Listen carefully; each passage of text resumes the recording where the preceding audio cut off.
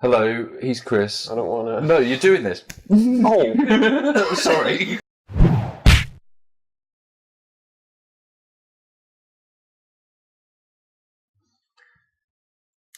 Hi! You're Ray Fiennes. Hello, I'm Ray Fiennes. And I'm Maid in Manhattan. And you're watching that review show. Chris is doing an impression of one of the main characters in Maid in Manhattan. And we also watched You've Got Mail, starring Meg Ryan and Tom Hanks from 1900, and Maid in Manhattan from 2000, starring J-Lo and Rafe Fiennes. Right, so Tom, we've got Maid in Manhattan and You've Got Mail. What is the plot of You've Got Mail? You bastard! And what should the plot have been? The plot of You've Got Mail is that two booksellers, both alike in dignity. One of them isn't yet a bookseller, I think. But anyway, a woman who owns a bookshop called The Little Shop Around the Corner has a boyfriend who she lives with. And when he goes out to work, she goes online and chats online with someone else. Naughty. We also have a man who has the most complicated family ever, who has a wife. And when his wife goes out to work, he's doing the email dirty. And slowly getting to the point where he and his father-in-law, I think, or is it his uncle, are going to set up their own bookstore. So they're competitors. Now, they don't know each other as the person they're talking to online, and slowly they become horrible to each other in competition, or Meg Ryan becomes horrible to him because he's so arrogant. Is this a bit long-winded? And eventually he finds out that she's the one that they're speaking to online, and for the next half of the film, he trolls her with this really unkindly and genuinely at points very creepily, until he reveals it's him, and then by that point she's in love with him. Anyway. Yeah, so they fall in love despite... the online love is not used at all in their offline love. Sorry, you're missing out a key point in their relationship. The point at which she actually starts to respect and fall in love with him is when she's forced to close her bookshop because his is so successful. Yeah, she goes down and out and then falls in love with him for some reason. Yeah, because he starts being nice to her once he's destroyed her business. Now, I should say that although the movie's called You've Got Mail, about 5% of the film has anything to do with them with an email relationship, don't you think? Like, all the rest is just superfluous bollocks. Yeah. So you talked about his complicated family. So it's him and his dad and his granddad. Is his granddad? I think. Have this, book chain. They're a big chain of... So they're already a chain. I thought they were just investors of some sort and he decided to go into books. Okay, no, they've got this existing chain and none of the salesmen know anything about books. And so Meg Ryan's like, I know books.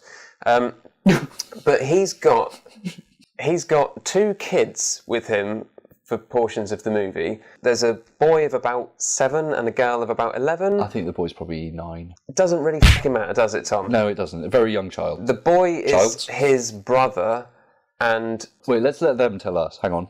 Annabelle is my aunt.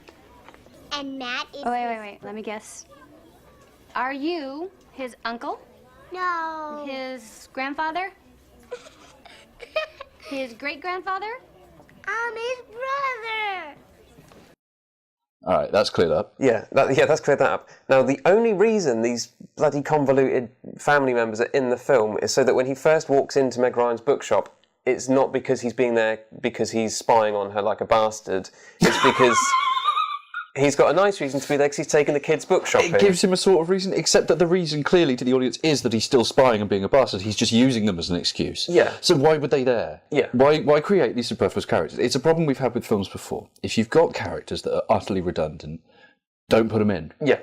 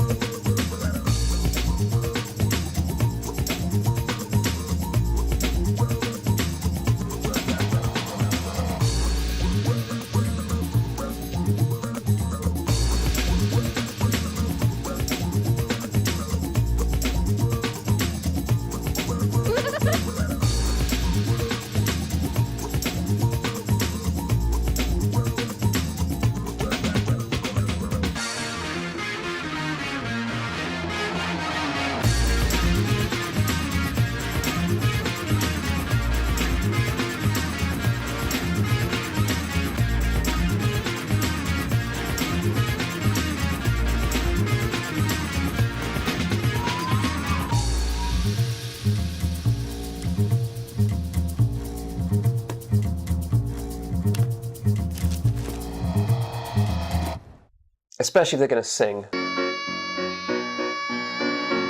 I mean, all throughout the film, it meanders. The word meandering you did use when we were watching it, and at that point I went, watching it, yeah. And I just sort of thought, well, no, yeah, he's got it. It's meandering. It's going all over the place.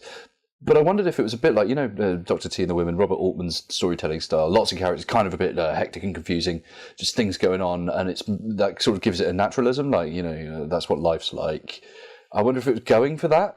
But it's shit. Yeah, and the whole You've Got Mail premise is the first 4 minutes of the film and then the last kind of 20 minutes of the film, and then nothing else has anything to do with that, really. And it should have been... I mean, you said that you found it creepy that he found out it was her and then he continued to message her pretending not to know and then talk to her in real life. It's really horribly deceitful. And was like, how's it going on with that guy I don't know a woman alive that would actually be like, oh, you were tricking me. They'd be like, you've been dishonest with me. I'm never speaking to you again. But at the same time, that whole part of the film was at least them engaging over online discussions and then him sort of trying to woozle his way in. At least it was relevant to the title of the film. Yes. And in fact, what I expected from this film really was just that, them meeting up. Now, you said, I think it's about a couple who break up and find love with other people on the internet, but it turns out to be each other and then they rekindle, which would have been actually quite a nice, tight, good plot with like a best friend character for each, and that's it. You don't need anyone else, okay? You have side characters in the ice cream parlour. You have the nice old lady who serves the coffee, that at Starbucks. The whole purpose of places like Starbucks is for people with no decision-making ability whatsoever to make 6 decisions just to buy 1 cup of coffee. Short, tall, light, dark, calf, decaf, low-fat, non-fat, etc. So people who don't know what the hell they're doing or who on earth they are can, for only $2.95, get not just a cup of coffee, but an absolutely defining sense of self. Tall, decaf, cappuccino. Tall, decaf, cappuccino.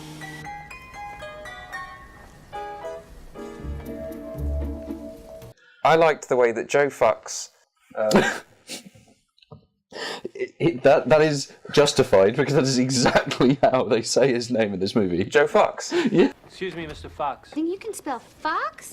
Fox? Fox. Joe Fox. Joe Fox? Joe Fox. Joe Fox. Joe Fox. Joe Fox. Fox books. Fox books. The Fox books. Fox books! The big bad Fox books, unwrapping funky ornaments. Now, do you know what I've done? Okay. I'm sick of Meg Ryan's face. Didn't you show me a clip from Sleepless in Seattle with Michael Caine making your orgasm by looking at her? And I don't blink. And I just keep going. Well, firstly, that was Alistair. Secondly, it was When Harry Met Sally, not Sleepless in Seattle. Okay, but her hair's less annoying in that, is my point. Okay. Okay, earlier in her career, when she had like 80s hair, I didn't find her irritating. When she went for the elfin thing, I can't look at her. I think maybe at the time, fashion would have made me, I go, oh, she's attractive for today's standards. These days I look at it and go, I found her horribly annoying. I found her horribly annoying. I think that's actually it. She doesn't act well at all. She's not funny either. Like she's really not funny. There's that scene where he online gives her the advice of, you got to fight, to go to the mattresses and fight for your business. And then so the next scene is... Good morning, shop around the corner, George speaking. May I help? No, why did you remind me? That made me cringe so hard. Unless Tom Hanks isn't funny in this film either. No. He can be funny, but he's not funny in this film. He's likeable. I watch Tom Hanks and I'm like, ha ha. He's not likeable when you're like, your character's reprehensible, but... Yeah, but you can get, some actors play reprehensible characters. He's charismatic at points when he's delivering lines. You're like, yeah, when he's taking the caviar, even though that's irritating, it's in there. I'm like, yeah, okay, he's been a dick and it works, he sells it. But like I pointed out to you whilst we were watching this film, same year as Saving Private Ryan. Was it before or after? We haven't worked out. I don't know. Maybe it was after and he actually has a 1,000-yard stare. Yeah. Oh no, that's Ralph Fiennes. Yes. Let's move on to Maid in Manhattan. So... Well, no, what's your score? Oh. You've got mail. Can I say, I'm sorry I've interrupted you, I wanted a horribly dated 90s movie that was hilariously bad at showing what internet is like. It didn't even do that. Apart from someone clicking in the middle of the desktop at the start of the film That was good. to set things up. Yeah. And even started with like a CGI city, and I was like, oh, okay, because everything's the internet. Yeah. No, didn't come back to that, you bastards. I'm going to give it 1 out of 10, something. I was so bored. It was 2 hours long. What I liked was we got to a point in the film where you said, this is the reveal that should have happened halfway through the film, not right at the end. And then we looked at the time reming and we were only it is halfway through the halfway film. through. It's like, oh God, I thought we had like 15 minutes left, and it's like, no, there's another hour, mate. God. So yeah, 1 out of 10. Boring, like we said, meandering, not funny. Just unlikable characters because they're both having affairs. Structurally a cluster, like, it just was everything it shouldn't have been. I think it's just the storytelling style of the time for romantic comedy. Can I just, though, one redeeming feature, which I'm glad they did, because they really broke new grounds with this, was the comedy black man. You don't feel bad about basically sending her ass back to the projects with food stamps? No. Broke single white lady? So I suppose she's carrying a copy of a book with a flower in it? Not really. Oh, she could be a real dog, man. He was like Samurai Cop's sidekick. I've never seen that Wasn't before. he? I've never seen Oh God. that before. No. Well, I didn't even notice it, to be honest. I can't. I remember his voice. What's your score? 2 out of 10. Fine.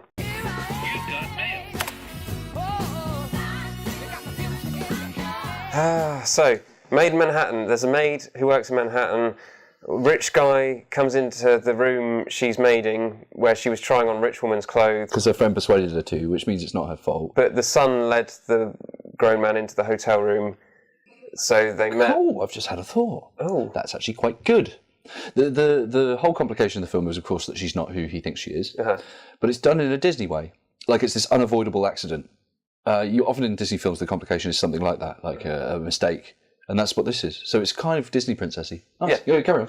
Yeah, so he meets the son and really likes the son, to the point where he makes his, because he's running for senator, so he's sort of a politician. He likes that son. He makes his aide take his dog for a walk and kidnaps the son. He does, like, that's abduction. Yeah, so in a cry for help, the son leads him into a hotel room where Ray finds Forces his mother upon him. He's going to get some 10-year-old action.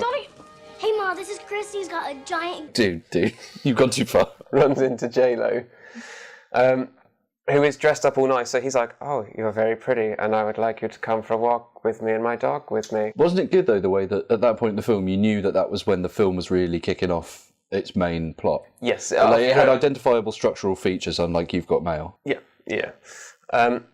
So they go for a walk, and then he loves her, and he tries to find her, but she's the wrong woman, because she's not the woman who was actually in the room, she's the maid. And she's like, did I get the dress dirty? Because obviously she's nicked it from a rich woman, and he's like... Oh, it's perfect. It's perfect. It's perfect.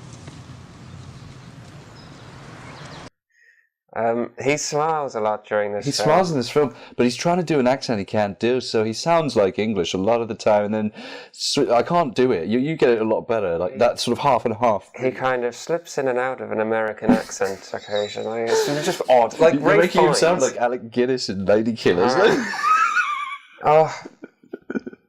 The writing is horrible. A lot of the dialogue is stupid. Okay, we have time for one more question, folks. And then we have a meet and greet in the green room, if that's okay with you. I have a question. What? Who said that? And it's like, oh, the kid I know really well, whose voice I could definitely identify. Also, you've just opened the floor to questions. Yes, yeah. And someone says, I have a question, and it confuses you. Yes, it's irritating the way characters are written, but it's got a plot. J-Lo was slated. In fact, this film was slated. And I'm like, it's not that bad. Yes, it's a bit irritating. I think because we've just seen You've Got Mail, which is... It just doesn't give you anything. This, at least, I was like, at least I can follow it. Yes, I don't feel much. I spent a lot of time staring at J-Lo's peculiar face. But I got what it said, and in the end it's like, yeah, they are together. This film passes the Bechdel test. Yeah, big time. It's about women. What the? We haven't ever done one that did. No. I think this is the first one. You've got I can't remember their names, but you've got the two maids talking about career they progression. Both have names, definitely have names. Yeah. Career progression, making her a manager, what she can do with her life once she's failed it. It's almost never about the man. Yeah. She does come in occasionally and mention him and go, oh, he's got such nice buns or whatever it is, because it's the 90s, not. But yeah. Oh, no, it was his lips. It was his lips. That was the best moment. The best moment of comedy in this film was when J-Lo says to her friend, Nice lips. They were perfect. and Tom just turned to me and went, what, Ralph Fiennes? Well, because he was so devoid of charisma. And this was the point I was sort of trying to get to before you interrupted with, yes, it does pass the special test.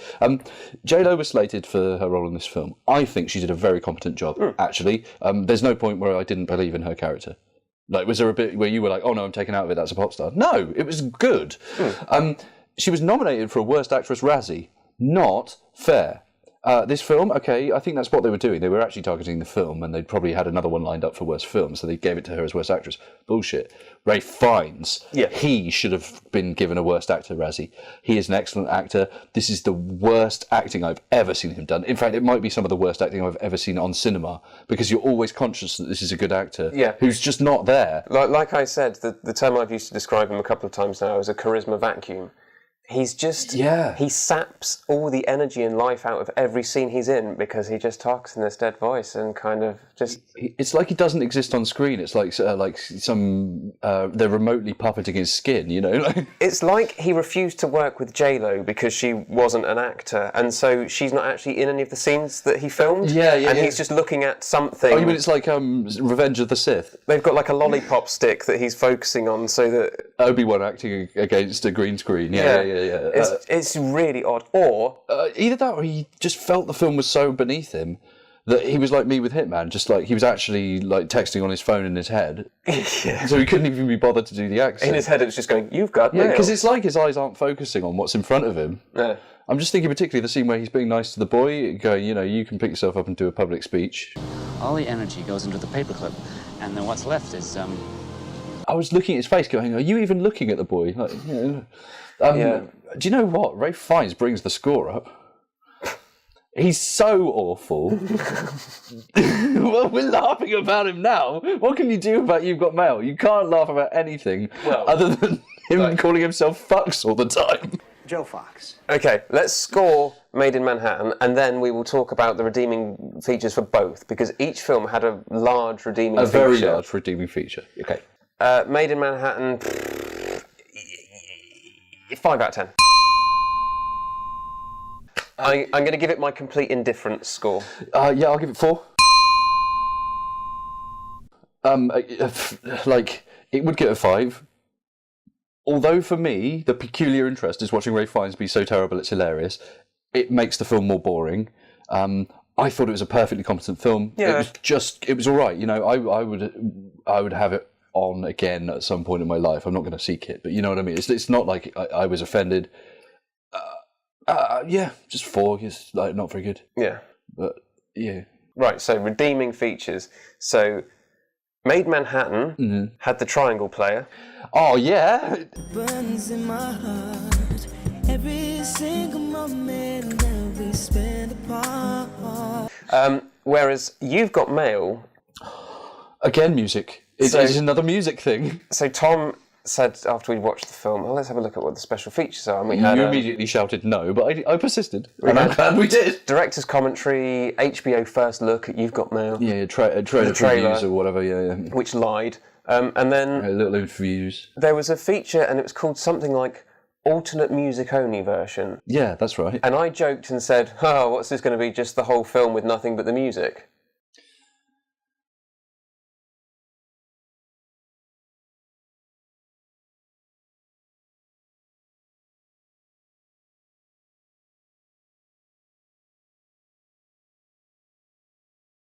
Utterly bizarre. What was really interesting is, music is there to sort of enhance your plot, isn't it? You know, we were watching that trailer with the Tom Cruise Mummy movie where, like, it was shown with no music and it's dead and really funny.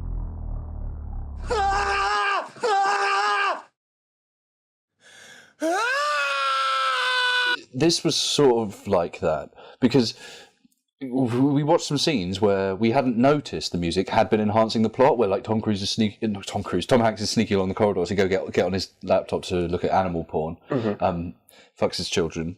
You probably rented those children. Yeah. And that scene where he's walking down the corridor, the story is told through the music. Clearly the composer has watched the footage and then composed the music to create the tone. Well, I think Meg Ryan in particular, when she's like hopping around in the bathroom. That was the first bit that we enjoyed. When her boyfriend finally leaves so she can get online and flirt with Tom Hanks. Yeah. I mean, those bits are sort of narrated through the sound.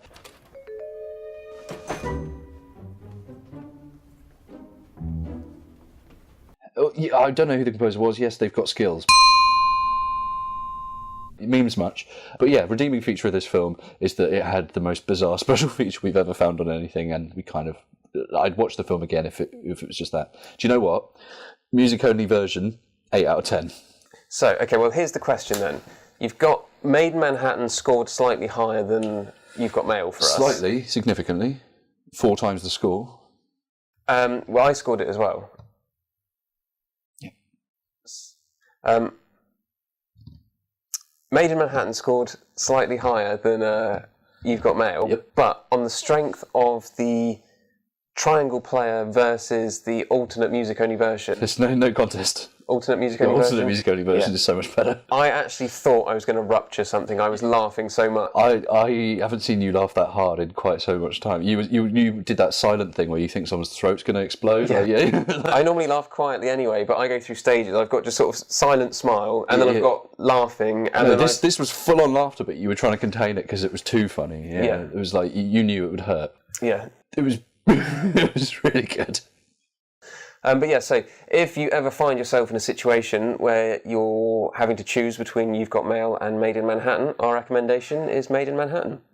Yeah, or if it's the DVD that has the special audio track on it, just go watch that. Then you don't have to listen to Meg Ryan's stupid f***ing voice. Right, goodbye.